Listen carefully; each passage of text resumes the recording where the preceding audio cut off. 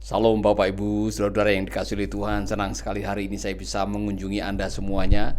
Tentunya dalam program Making Life Better yang bikin hidup lebih baik. Hari ini di kantor dikunjungi oleh beberapa hamba Tuhan, anak-anak Tuhan dari berbagai daerah, khususnya untuk tim Eliora yang dari Halmahera Barat yang sedang mengikuti kompetisi menyanyi ya di Bali, dan juga Nathanael Ministry dari Jakarta yang sudah hadir, dan saya sangat bahagia sekali bisa mengunjungi Anda semuanya pada hari ini juga.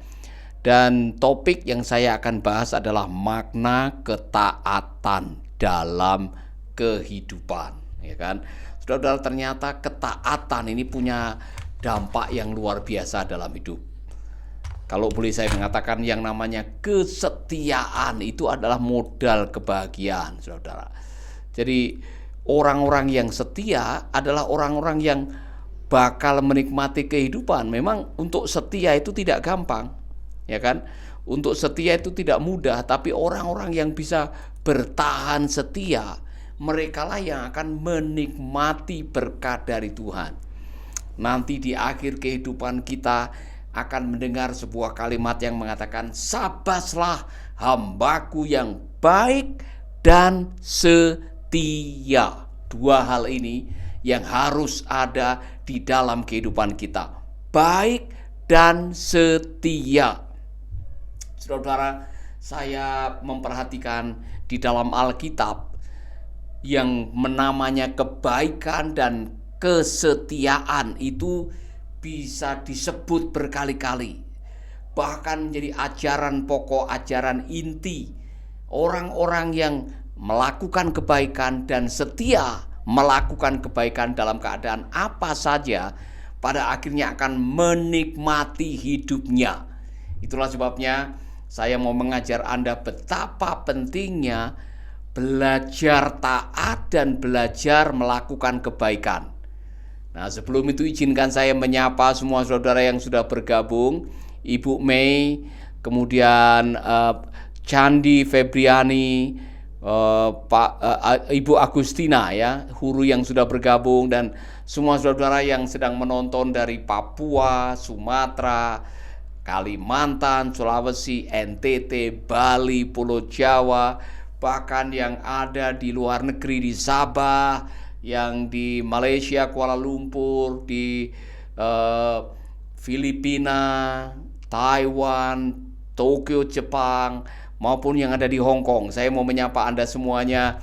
Kiranya siang hari ini ada sesuatu yang baru yang saudara bisa tangkap dari pelajaran hari ini, dan saudara bisa mendapatkan pewahyuan. Karena apa? Hidupmu hanya ditentukan oleh perkataannya. Hidupmu hanya ditentukan oleh firman-Nya. Ketika kita melakukan sesuatu dan yang kita lakukan adalah kebenaran firman, dan kita taat melakukannya, kita juga yang akan menuainya. Itulah sebabnya saudara, dikatakan di dalam kitab Mazmur, berbahagialah orang yang kesukaannya merenungkan firman Tuhan siang dan malam. Ia seperti tanaman yang ditanam di tepi aliran sungai yang berbuah pada waktunya, daunnya tidak pernah layu, apa saja yang diperbuatnya berhasil. Siapa yang mau bagian ini? Apa saja yang diperbuatnya berhasil. Siapa yang mau berhasil? Pasti semua angkat tangan. Kalau saya tanya kepada Pak Sem Mulyadi, Pak Sem mau berhasil? Pak Sem pasti angkat tangan, ya kan? Kalau saya tanya ke Agustina Huru, pasti Ibu Agustina akan angkat tangan. Saya mau berhasil, Pak. Semua orang pengen berhasil. Tapi banyak orang tidak menyadari bahwa yang namanya keberhasilan itu perlu kesetiaan. Saudara-saudara, kalau Anda mau berhasil kemudian pakai sistem kilat, pakai sistem loncat, pakai sistem barangkali yang crash program, tidak bisa. Keberhasilan itu perlu proses. Proses itu membutuhkan kesetiaan. Makanya orang-orang yang ingin berhasil harus setia melakukan apa yang menjadi bagiannya. Amin. Nah, apa itu berhasil? Sebelum kita sampai kepada pembahasan yang selanjutnya, saudara harus bisa memahami apa itu berhasil. Nah, definisi kita mengenai keberhasilan bisa bermacam-macam sesuai dengan pemahaman masing-masing ya. Ada orang yang mengatakan, oh berhasil itu kita banyak uang pak. Silakan saudara memahami atau berpendapat, pokoknya kalau saya banyak duit saya berhasil. Nanti dulu, ada orang yang namanya konglomerat, orang kaya di Jerman yang menjatuhkan diri, bunuh diri. Jadi kalau berhasil adalah banyak duit, saudara hati-hati dengan definisi Anda. Ada banyak orang yang banyak duitnya masih merasa kosong di dalam dirinya. Dia tidak tahu untuk apa hidup ini. Saya sudah ketemu dengan orang-orang ini. Saya pernah makan dengan 17 atau 18 pengusaha di Australia, saudara-saudara. Dan yang mengundang tidak tanggung-tanggung, Pak Scott Morrison yang waktu itu anggota DPR. Dan beberapa tahun yang lalu dia menjadi Perdana Menteri. Mengapa dia mengundang saya? Karena dia ingin mendengar apa yang saya lakukan dan ingin menjadi bagian daripada apa yang saya lakukan. Jadi saudara-saudara punya banyak uang saja belum cukup. Ada orang-orang yang setelah punya banyak uang masih bingung untuk diapakan uangnya itu nanti.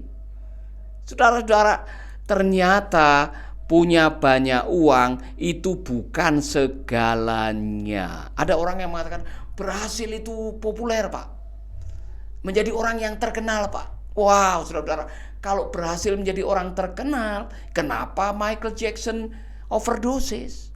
Kenapa dia juga bunuh diri padahal dia terkenal sebagai the king of pop, rajanya musik pop pada zaman itu. Saudara-saudara, kalau berhasil adalah menjadi penguasa, kenapa Hitler menembak kepalanya sendiri padahal dia adalah seorang penguasa? Jadi ternyata saudara-saudara di ujung kehidupan, berhasil itu definisi yang tepat adalah, dengar, catat baik-baik ya, yang sedang mengikuti tolong dicatat ini. Berhasil adalah menemukan tujuan hidup, memaksimalkan potensi hidup, dan menebar kebaikan sepanjang hidup. Saya ulangi lagi, apa itu berhasil? Berhasil adalah menemukan tujuan hidup, memaksimalkan potensi hidup, dan menebar kebaikan sepanjang hidup. Saudara-saudara, untuk itulah saudara perlu membaca Efesus 2 ayat 10. Kita ini buatan Allah, diciptakan dalam Kristus Yesus untuk apa? Melakukan perbuatan baik yang Allah siapkan sebelumnya, dan Allah mau kita tinggal di dalamnya. Di dalam apa? Di dalam kebaikan. Makanya sebelum Anda melakukan apa yang menjadi rancangan Allah, Anda belum menemukan tujuan hidup Anda. Saya tidak tahu siapa Anda, tapi mungkin Anda sekarang ini menjadi bupati, menjadi camat, menjadi pengurus gereja, atau saudara punya jabatan apapun juga, puji Tuhan. Tapi sebelum Anda melakukan kebaikan melalui jabatan, melalui kekayaan, melalui kekuasaan, melalui kasih karunia Tuhan yang Tuhan percayakan, saudara belum memenuhi permintaan Tuhan. Aku tahu rancanganku mengenai kamu, yaitu rancangan damai sejahtera, hari depan yang penuh dengan pengharapan. Itu rancangan Tuhan. Tuhan sudah punya rancangan buat Anda. Dan rancangan Tuhan itu indah. Indah rencanamu Tuhan, indah. Tapi untuk menjalani rancangan, Anda harus menjalankan yang namanya proses kesetiaan. Amin. Itulah sebabnya orang yang setia dan orang yang baik tadi, yang melakukan kebaikan, adalah orang yang sudah menemukan tujuan hidup. Karena untuk itulah kita diciptakan oleh Tuhan. Kita ini buatan Allah, diciptakan dalam Kristus Yesus untuk apa? Melakukan perbuatan baik. Jadi sebelum Anda punya hati untuk melakukan perbuatan baik, tidak peduli siapa Anda belum menemukan the expected plan, rencana Allah yang diharapkan oleh Allah, yaitu apa? Supaya Anda menjadi agen kebaikan. Maka jangan heran kalau Tuhan Yesus merangkum 10 hukum Allah menjadi 2. Kasihilah Tuhan Allahmu dengan segenap hatimu, dengan segenap akal budimu. Dan yang kedua, kasihilah sesamamu manusia seperti dirimu sendiri. Anda dikirim ke dunia oleh Tuhan untuk apa? Sekolah mengasihi. Bagaimana kita bisa mengasihi? Dengan melakukan kebaikan tanpa syarat. Kalau melakukan kebaikan, tidak usah lihat dia layak atau tidak untuk ditolong. Kalau saudara bikin melakukan kebaikan, tidak usah lihat agamamu apa, baru saudara tolong kalau itu sesama agamanya. Tidak, saudara-saudara. Tuhan menurunkan hujan buat orang jahat, buat orang miskin, buat orang baik. Tuhan menurunkan hujan buat orang Hindu, orang Islam, orang Kristen, orang Katolik, orang Buddha, orang-orang yang lain. Jadi artinya apa? Kalau kita mau berbuat baik, tidak usah memandang muka, tidak usah memandang rupa, tidak usah memandang agama, tidak usah memandang latar belakang atau status mereka. Lakukanlah kebaikan dan jangan pernah menahan kebaikan untuk orang yang berhak menerimanya. Saudara-saudara, mengapa Allah mengajarkan kepada kita supaya kita menjadi agen kebaikan? Karena cara Tuhan memberikan kebaikan kepada orang selalu pakai orang. Jadi kalau tetanggamu lapar, tidak makan 3 hari, kemudian berdoa, Tuhan, saya sudah 3 hari tidak makan, tolonglah hambamu ini, tolonglah anak-anak hambamu. Pernahkah saudara melihat ada malaikat bawa beras sama ikan asin? Pernahkah saudara melihat ada malaikat bawa nasi bungkus untuk tetanggamu? Tidak. Tuhan akan menggerakkan orang-orang baik untuk menyalurkan kebaikan Tuhan bagi mereka yang sedang memerlukan kebaikan Tuhan. Jadi pada waktu saudara melangkah karena tergerak oleh belas kasihan untuk menolong sesamamu yang membutuhkan pertolongan Tuhan, Anda sedang menjadi agen kebaikan. Ketika Anda taat melakukan apa yang menjadi rancangan Tuhan bagi tetanggamu kanan kiri, saudara sedang melakukan kebaikan. Dan ketika saudara setia melakukannya, maka saudara akan dilimpahi dengan berkat-berkat dari surga. Amin. Saya kagum sekali saudara-saudara. Ternyata kadang-kadang kebaikan kecil yang kita tidak sangka punya dampak panjang yang luar biasa. Beberapa tahun yang lalu saya ketemu pendeta Arnold Pinutuan. Beliau mau melayani di daerah pengungsian, kerusuhan di Halmahera dulu. Dan saudara-saudara, saya tidak banyak bisa menolong, tapi saya menolong sedikit untuk bisa memulai usaha, untuk topangan bulanan. Dan kemudian pada waktu dia membutuhkan rekomendasi untuk pelayanan di Australia, saya menulis rekomendasi. Saya menelpon pendeta yang mencari pendeta dari Indonesia supaya bisa membantu pelayanan di Australia. Yang saya lakukan tidak seberapa, hanya ngomong, kasih rekomendasi baik. Ternyata saudara-saudara, hari Minggu yang lalu, 2 minggu yang lalu, saya khotbah di Brisbane. Dan Pak Arnold ini tiba-tiba SMS, Pak, apakah bisa khotbah di gereja saya? Saya langsung katakan ya, karena saya sudah lama tidak ketemu. Sudah puluhan tahun tidak ketemu. Waktu saya berada di gerejanya, dia memberikan semacam pendahuluan dan dia mengingat itu. Bahwa beberapa tahun yang lalu saya pernah menolong dia, pernah kasih rekomendasi dia. Saya sudah lupa, dia tidak melupakan. Jadi kebaikan yang saya anggap kecil bagi orang-orang yang menerimanya belum tentu kecil. Jadi jangan pernah lupa, jangan pernah menahan kebaikan, dan jangan pernah jemu-jemu berbuat baik. Karena kebaikan Anda pada waktunya akan diganjar oleh Tuhan. Haleluya. Amin, saudara. Kalau berbuat baik tidak usah hitung-hitungan. Tidak usah juga diungkit-ungkit. Dulu saya pernah menolong kamu. Mana balas budimu? Tidak perlu balas budi. Kalau saudara menolong orang, tidak usah dihitung. Kalau saya tolong dia, dia akan menolong saya apa? Kalau itu namanya bukan pertolongan, itu dagang. Tahu dagang? Saya bayar kamu, saya dapat sesuatu. Itu dagang. Namanya menolong orang, menolong, tidak usah mengharapkan apa-apa. Saya senang dengan ilustrasi yang pernah disampaikan oleh istri saya sendiri. Pernah khotbah dan dia mengatakan, lihat itu pohon mangga. pohon mangga itu menghasilkan mangga yang menikmati banyak orang. Apakah pohon mangga pernah makan buahnya sendiri? Saya jadi ketawa. Saya belum pernah lihat pohon mangga waktu itu marah gara-gara buah mangganya dipetikin oleh tetangganya atau orang-orang yang melihatnya. Buah mangga tugasnya apa? Memproduksi mangga. Jadi orang-orang yang ada lewat di sekitar pohon mangga yang menikmati, dia sendiri tidak makan buah mangganya, tapi dia senang karena apa? Dia bisa berbuah. Kebaikan adalah milik Tuhan.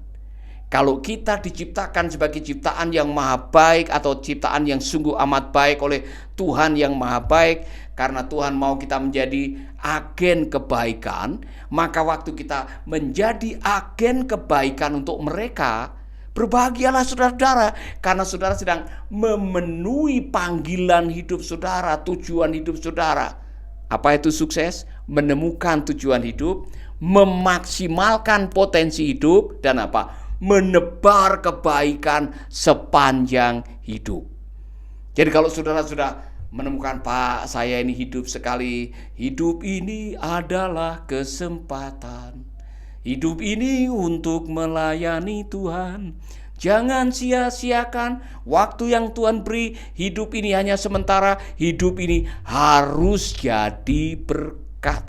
Karena itulah panggilan hidup kita, untuk menjadi berkat bagi sesama. Kasihilah Tuhan Allahmu, kasihilah sesamamu. Dan cara Tuhan memberkati orang pakai orang. Jadi pada waktu Anda mau bersedia dan mengatakan, inilah aku Tuhan, utuslah aku untuk memberkati orang lain, Anda sedang menjalani yang namanya tujuan hidup. Anda sedang memaksimalkan potensi hidup. Anda sedang menebar kebaikan sepanjang hidup. Dan apa yang terjadi? Sabaslah hambaku yang baik dan setia. Maka jangan pernah jemu-jemu berbuat baik. Walaupun kebaikan Anda kadang-kadang dianggap sebagai pencitraan. Walaupun kebaikan Anda kadang-kadang dicibirin orang. Walaupun kebaikan Anda dibalas dengan kejahatan. Walaupun kebaikan Anda ditafsirkan yang negatif oleh orang. Tidak usah peduli dengan mereka. Bilang, I don't care. Saudara-saudara, Tuhan Yesus melakukan kebaikan. Pernah dia dikritik oleh orang gara-gara menyembuhkan orang lumpuh pada hari Sabat. Semua orang Yahudi, orang Farisi pada rame-rame mau memperkarakan dia. Yesus mengatakan Sabat itu dibuat oleh manusia. Saudara-saudara, apa kurangnya Tuhan Yesus? Dia melakukan semua yang terbaik, tetap ada yang fitnah, tetap ada yang mengancam untuk menghilangkan nyawanya, ada yang mencobai dia, macam-macam. Tapi apakah Yesus berhenti berbuat baik? Tidak. Bahkan di kayu salib, dia masih punya kesempatan mengatakan, hari ini kamu akan bersama-sama dengan aku masuk ke Firdaus. Di salib pun dia masih bisa berbuat baik. Disalib dalam keadaan sakit, dalam keadaan sengsara, Yesus masih mengatakan, ya Bapa, ampunilah mereka, karena mereka tidak tahu apa yang mereka perbuat. Saudaraku, nanti tolong saudara baca sendiri Mazmur pasal 41. Apa itu? Berbahagialah orang yang memperhatikan orang yang lemah. Tuhan akan meluputkan dia dari malapetaka. Tuhan akan membuat dia bahagia. Tuhan akan menolong dia waktu dia sakit, diranjang. Tuhan akan menjadi perawat pribadinya. Saudara-saudara, musuh-musuhmu akan dibuat tidak berdaya karena apa? Karena kita melakukan kebaikan. Saya mau mengajak Anda semuanya pada siang hari ini dalam renungan ini, kalau ingin menemukan makna hidup, belajarlah taat dalam melakukan kebaikan. Karena orang-orang yang setia berbuat baik pada akhirnya akan menikmati berkat-berkat Tuhan. Ingat baik-baik, password masuk surga, sabaslah hambaku yang apa? Baik dan setia. Ada yang pernah protes. Kapan kami melihat Tuhan pada waktu lapar kemudian ada yang ngasih makan? Kapan kami melihat Tuhan telanjang kemudian ada yang kasih pakaian? Yesus mengatakan apa? Apapun yang kamu lakukan untuk saudaramu yang terkecil, kamu melakukan buat aku. Wah, saudara-saudara, ini dalam sekali. Jadi cara terbaik saudara melayani Tuhan adalah melayani orang-orang yang perlu pertolongan Tuhan. Saya ulangi lagi. Cara terbaik Anda melayani Tuhan bukan dengan khotbah semata. Bukan hanya dengan mendoakan orang. Waktu ada yang lapar Anda kasih makan, yang telanjang Anda kasih pakaian, yang di penjara Anda kunjungi, yang sedang galau saudara kasih kata dorongan. Saudara sedang melayani Tuhan. Dan kalau Anda setia melakukan tanpa pamrih apa-apa, sabaslah hambaku yang baik dan setia. Ya, masuklah dalam pesta Tuhanmu Raja. Saudara-saudara, saya mau mengajak saudara untuk berbuat baik. Dan ingat, untuk berbuat baik tidak perlu gelar, tidak perlu jabatan, tidak harus diangkat jadi majelis, vikaris, evangelis, atau jadi gembala sidang. Anda bisa berbuat baik kapan saja, di mana saja, kepada siapa saja. Untuk berbuat baik tidak harus pakai uang. Anda bisa senyum kepada orang. Anda bisa menumpangkan tangan dan mendoakan mereka. Anda bisa kasih kata-kata dorongan. Anda masih bisa hanya menuntun orang itu menyeberang jalan. Atau Anda bisa tersenyum kepada mereka. Anda bisa berbuat baik. Itulah sebabnya saya mau mengatakan kepada Anda semuanya, jangan pernah menahan kebaikan. Karena yang berbahagia adalah Anda yang berbuat baik. Amin. Dan sementara saudara mendengarkan ini, saudara mengatakan, Pak Paulus, saya rindu berbuat baik, Pak Paulus, saya rindu supaya saya menjadi agen kebaikan. Saya mau berdoa buat saudara. Saudara yang rindu menjadi agen kebaikan, saudara yang mengatakan, Pak, saya mau sisa hidup saya berbuat baik karena hidup ini adalah kesempatan. Taruh tanganmu di dadamu dan berdoa bersama-sama dengan saya. Bapa kami dalam surga, kami berdoa untuk semua anakmu yang sedang menonton video ini. Kami yang diingatkan kembali bahwa kami diciptakan untuk menjadi agen kebaikan. Berbuat baik kepada orang-orang yang memerlukan kebaikan Tuhan. Ajari kami ya Bapa, dengan apa yang kami punya, seluruh keterbatasan kami yang kami ada, kami ingin melakukan kebaikan untuk mereka yang membutuhkan pertolongan. Bapa, kami berdoa, pakai setiap anakmu yang sedang menonton video ini. Pakai kami menjadi agen kebaikan. Haleluya, haleluya. Saya mau berbuat baik buat saudara sekarang yang sakit, yang lagi perlu mujizat untuk keuangan, mujizat untuk pernikahan, mujizat untuk masa depan anak-anak. Saudara bahkan yang sedang memerlukan terobosan dari Tuhan. Mungkin soal pekerjaan, pelayanan, apapun juga, taruh tanganmu di dada. Izinkan saya berdoa buat saudara biar Allah bekerja buat Anda. Amin. Bapa kami di surga, kami mau mendoakan sahabat-sahabat kami yang sakit, yang sedang susah, yang sedang membutuhkan jamahan Tuhan, yang sedang membutuhkan mujizat dari Tuhan. Aku berdoa di dalam nama Yesus. Di dalam nama Yesus, Engkau melakukan mujizat. Engkau melakukan keajaiban. Engkau melakukan sesuatu yang luar biasa. Kesembuhan, terobosan keuangan, pemulihan pernikahan, mendapatkan pekerjaan, anak dalam pernikahan mereka, masa depan keluarga mereka. Kami serahkan dalam tangan-Mu Bapa. Di dalam nama Yesus kami berdoa. Haleluya. Amin. Amin. Amin. Bapak Ibu, saya senang sekali hari ini banyak yang bergabung dan saya mau menyalami saudara-saudara, Ibu Lydia Hilary, Ibu Christina, Ibu Rohani, Ibu Desi yang biasa bergabung, Johnson yang selalu setia mengikuti, ya, Ibu ada berapa ini, Ibu Desi, Nomi, Leni Wati yang sudah bergabung, John Sikas yang selalu setia mengikuti, Kael Andri, kemudian Ibu Meyati, Teti yang juga bergabung. Tidak semua saya sebutkan, mohon maaf. Terlalu banyak yang bergabung hari ini. Yang saya ingin menyalami adalah semua Anda yang ada di Papua, Sumatera, Kalimantan, Sulawesi, Pulau Jawa, Bali, NTT. Saudara yang bahkan ada yang Timor Leste yang menonton, yang dari Sabah, saya tahu banyak yang setia dari Sabah. Tuhan memberkati Anda, dan saya mau mengingatkan, jangan lupa melakukan kebaikan, karena itulah panggilan setiap orang percaya. Ingat, cara Tuhan atau cara terbaik melayani Tuhan adalah dengan apa? Dengan melayani sesama. Apapun yang kamu lakukan untuk saudaramu yang terkecil, kamu melakukan untuk aku, kata firman Tuhan. Amin, saudaraku. Jadi tolong sampaikan video ini, dibagikan kepada teman-teman Anda. Dan saya mau mengakhirinya dengan sebuah kerinduan, sebuah himbauan, saudara-saudara. Jangan lupa bagikan video ini kepada teman-teman Anda, bahwa ketaatan dalam kehidupan itu mempunyai dampak yang luar biasa untuk kebahagiaan. Amin. Ingat password masuk surga, sabaslah hambaku yang baik dan setia.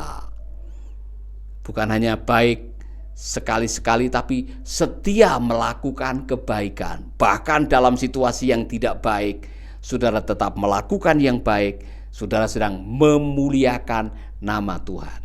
Ingat, cara terbaik melayani Tuhan adalah melayani sesama yang membutuhkan pertolongan Tuhan. Amin, Bapak Ibu. Kiranya renungan ini bisa menolong kita, mengingatkan kita, dan membuat kita menemukan tujuan hidupnya. Dan berbahagialah mereka yang sudah menemukan tujuan hidup. God bless you. Sampai jumpa di Making Life Better yang berikutnya.